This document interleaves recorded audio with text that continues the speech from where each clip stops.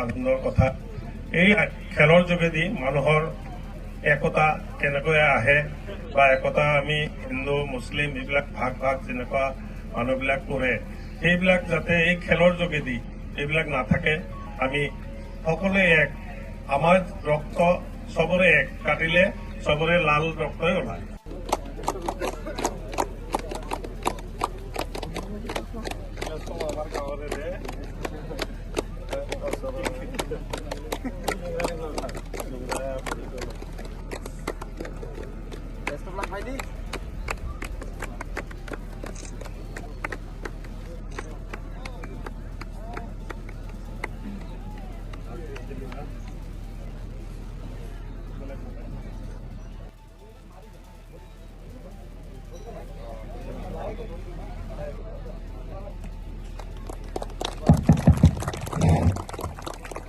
Thank U, ধন্যবাদ থাকিল। আৰু সকলো আমন্ত্ৰিত অতিথিবৃন্দক মই মঞ্চত যাবলৈ অনুৰোধ জনাইছো। শ্বহীদ হুছেইন ডাঙৰীয়া এখেত সমাজকৰ্মী, এখেতক এখন ফুলন গামোচাৰে সম্বৰ্ধনা জনাবলৈ অনুৰোধ জনাইছো।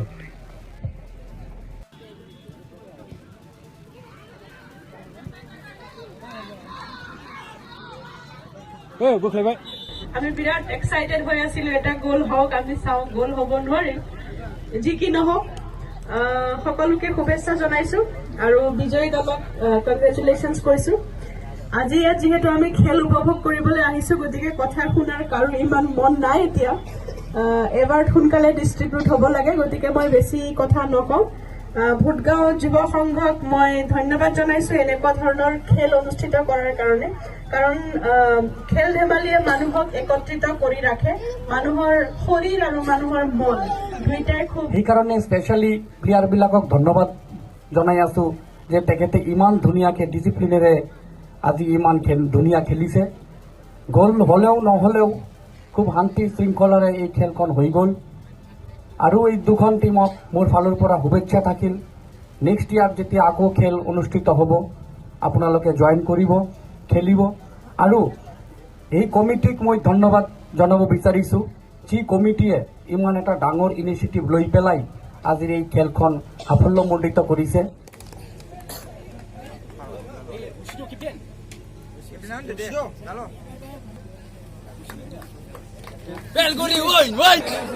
সকলোৰে মূল্যৱান সময় নষ্ট কৰি আমাৰ ইয়াত সময় দিয়াৰ কাৰণে সকলোকে ধন্যবাদ জ্ঞাপন কৰি আজিৰ এই বঁটা বিতৰণী সভাখন ইয়াতে সমাপ্ত কৰিছোঁ।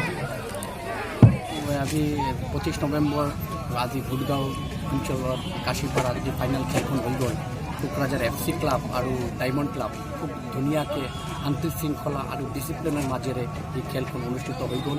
ইয়াতে বহুত মান্যগণ্য সন্মানীয় ব্যক্তিগণ আহি অংশগ্ৰহণ কৰিছে।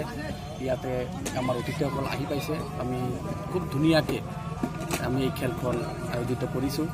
সেইকাৰণে আৰু স্পেচিয়েলি আমি ধন্যবাদ জনাব বিচাৰিছোঁ যি কমিটিখন ইমান ডাঙৰ এটা উদ্যোগ লৈ পেলাই, ইনিচিয়েটিভ লৈ পেলাই এই খেলখন আয়োজিত কৰিছে। খুব ধুনীয়াৰে এই খেলখন অনুষ্ঠিত হৈ গ'ল, সেইকাৰণে আমি খুব আনন্দিত। ভোটগাঁও যুৱ সংঘৰ তৰফৰ পৰা আমি সকলো ৰাইজৰ কৃতজ্ঞতা প্ৰকাশ কৰিছোঁ যাতে এই খেলখন শান্তি শৃংখলাৰে পাৰ হৈ গ'ল। আৰু আমাৰ এইখন খেলত বহুত দূৰ দূৰণিৰ পৰা টিমে জইন কৰিছিলে। আৰু চূড়ান্ত খেলখনত আমাৰ কোকৰাঝাৰ ফুটবল ক্লাব আৰু বেলগুৰি ডায়মণ্ড ক্লাবৰ মাজত অনুষ্ঠিত হৈছে।